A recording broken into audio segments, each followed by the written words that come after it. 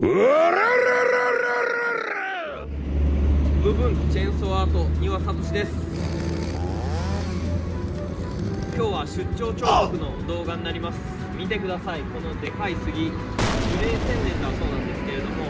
この木に龍を彫刻してほしいというご依頼をいただきまして、今回は動画を回しております。この立派な木に恥じないような龍を彫刻したいなと思います。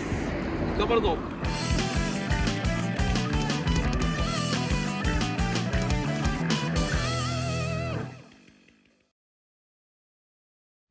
はい、すごいですよね。めちゃくちゃ芽が詰まってます。樹脂は杉なんですが、ちゃんちゃんちゃんちゃんとこの木の大きさが一番長い直径のところで170センチ。こんな立派な杉を拝むことはなかなかないです。こういったご縁いただいたことすごく光栄に思いますね。でこちらが実は松口で、根元はもっと太いです。見てください、この根元の太さ、えぐいですよね。大迫力です。こういった立派な木にね触れさせてもらうことだけでもすごく光栄なのに、彫刻をね今回させてもらえるということですごく名誉なことだなと思います。こっちの根元の方の太さが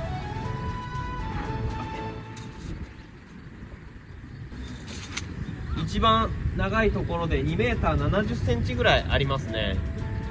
すごい大きさです。この木を、来ていただいたお客さんに展示したいということだったそうなんですけど、反対側の松口にはせっかくなので龍を彫刻したいなということでご縁があって今回彫刻させていただくことになりました。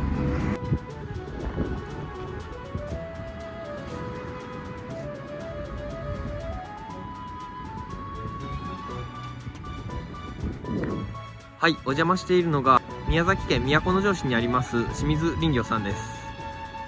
そして作業する場所から見えるのは霧島だそうですね。遠くに霧島が見えます。こっちはもう花粉がやばいです。花粉症の薬を飲みまくって作業に臨みたいと思います。めちゃくちゃ霞んでる。なんか一昨日桜島が噴火したそうで、それもあって火山灰なのかな、ちょっとわかんないですけど、めちゃくちゃ遠くの景色が霞んでおります。はい、根元の部分もめちゃくちゃでかいんですが、こちらの龍を彫る断面も相当でかいです。で今回せっかくこの立派な杉に彫刻させていただくので、話し合った結果、この丸太の直径をフルで活かせるようなデザインの龍にしたいなと思います。でそのために今回新調した秘密兵器があります。じゃん、オレゴンパワーカットです。こちらのバーが105センチですね。めちゃくちゃ長いバーを、このために新調させていただきました。かっこいい。これね、めちゃくちゃ重心を前に持ってかれて腕とか腰に対する負担が半端じゃないんですけど、やっぱこのぐらいのね大物をさばこうと思うとこのぐらいのバーが必要になります。自分が手持ちで持ってるバーで一番長いですね。体を壊さないように今回コルセットも持ってきてるので、コルセットしながらやりたいと思います。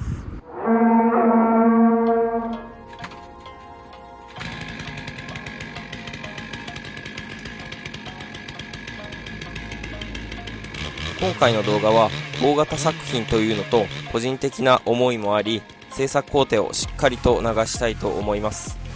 大木から徐々に龍が掘り出される様子を見てもらえたらと思います。ただちょっと長いと感じたら飛ばしながら見てください。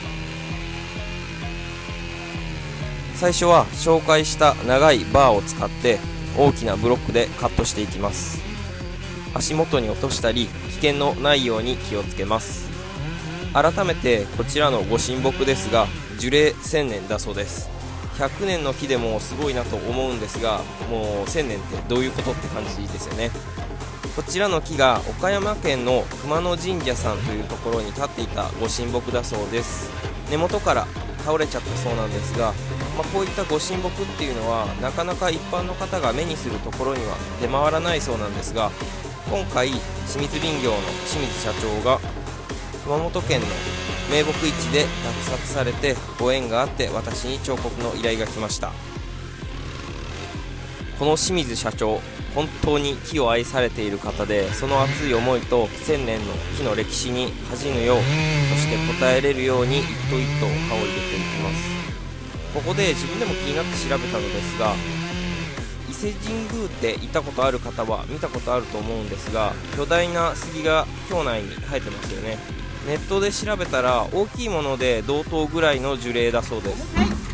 なかなかそういった木材を展示、そしてチェーンソーアートにしようって、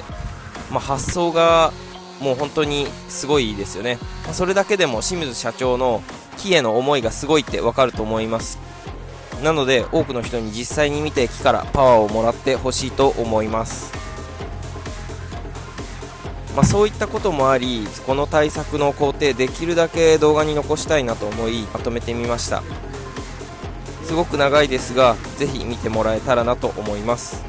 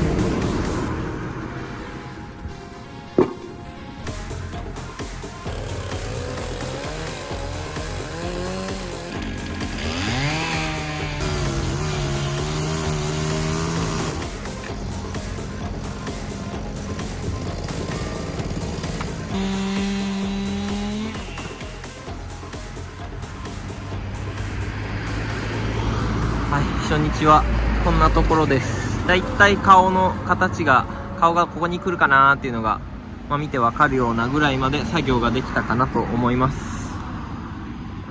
やっぱり大きい作品っていうのは一回刃を入れてボコッと抜けるわけじゃないので、そこに時間が取られてしまいますね。加えてこの杉、杉っていうのもあってね、思ったよりは柔らかかったんですが、それでも芽がすごい詰まってて硬いですね。あまり急いでやっても作品の質を下げてしまうのでね、初日はこのぐらいにしておこうかなと思います。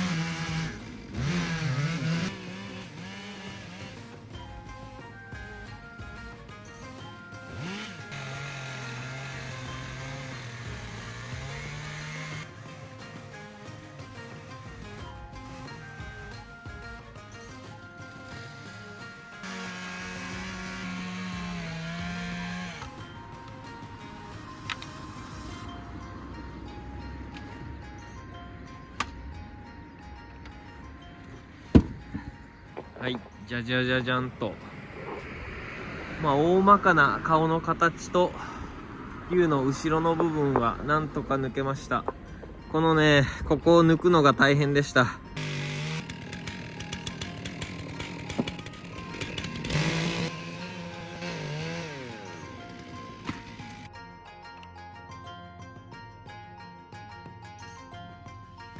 はい、2日目が終わりましたけど、2日間でこんなに木くずが出ました。その回やってなんとなくもう竜って分かるぐらいまでにはなったと思います。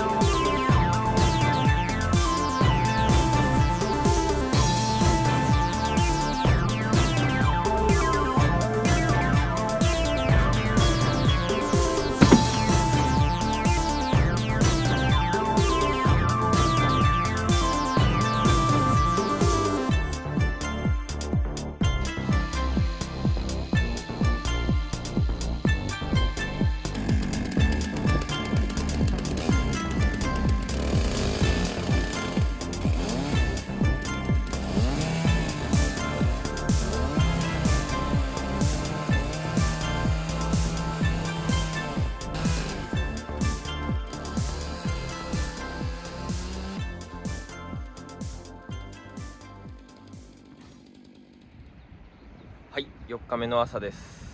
ちょっとね、もうさすがに疲れが体に溜まってきましたが、そのおかげもあってだいぶ形が出せました。もう体がバキバキです。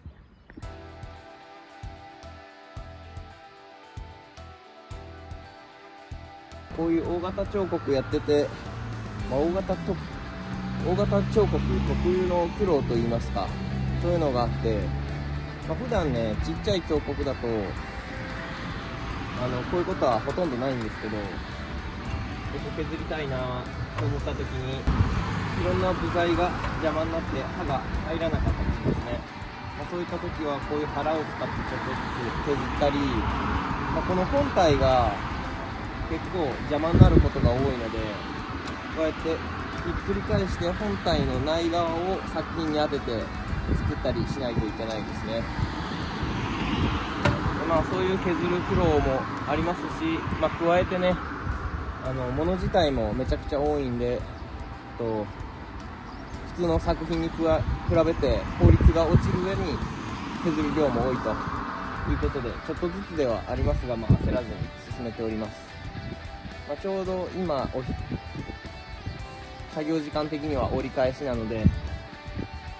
気を抜かずに頑張っていきたいなと思います。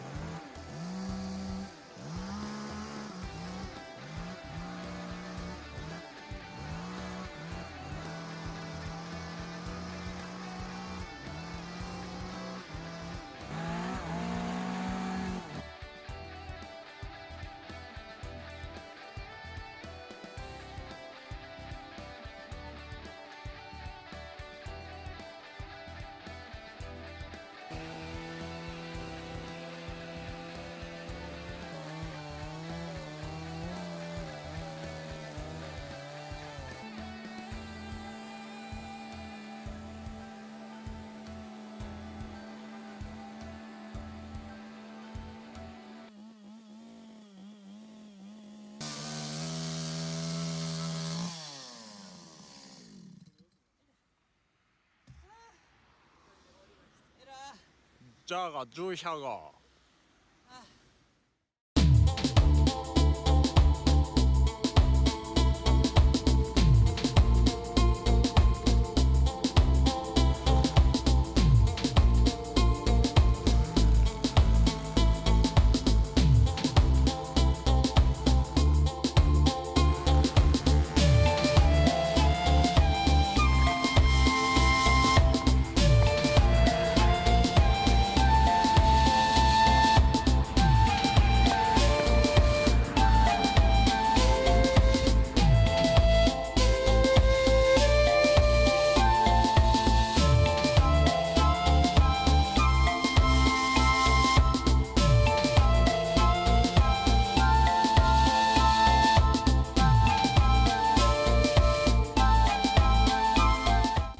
はい、5日目終了しました。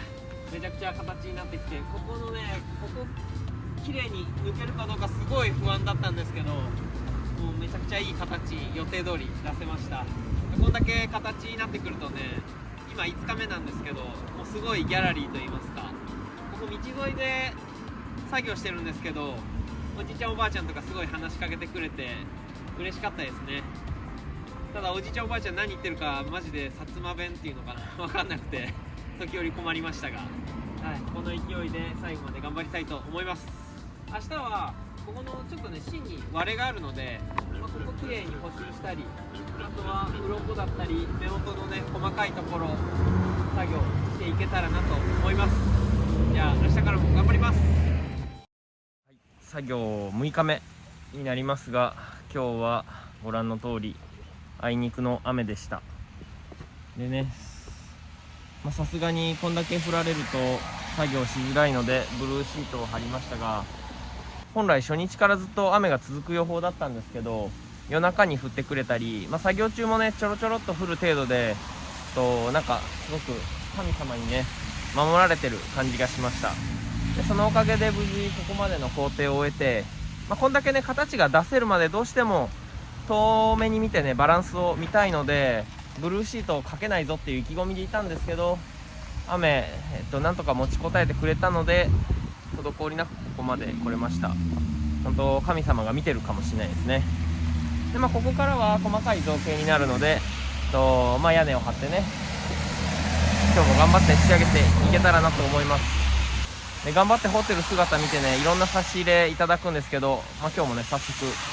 カフマンをいただいたので、これを飲んで今日も一日頑張りたいと思います。やるぞ。6日目最初の工程はこのチェーンソーに特殊な刃を取り付けた道具で作品を削っていきます。波っぽい造形を作ったりくぼんでいるような切削をするときにすごく重宝します。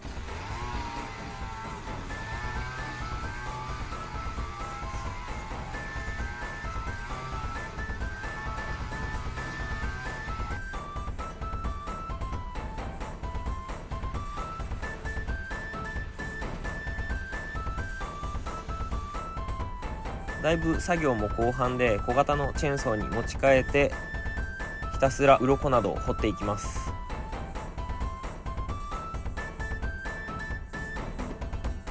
これからの工程は画面に置いてありますこのチェーンソー2台をメインで使っていくのですが、雨の中べちょべちょになりながら、そしてね1日もうフルスロットルでエンジン回しながら使いました。かなり酷使しましたが調子を崩さずハードな仕事についてきてくれました。チェーンソーアート始めたいよって方は、この2台のセットがあると、個人的にはいいんじゃないかなとも思ってます。また詳しくねそういった動画も出したいなと思ってます。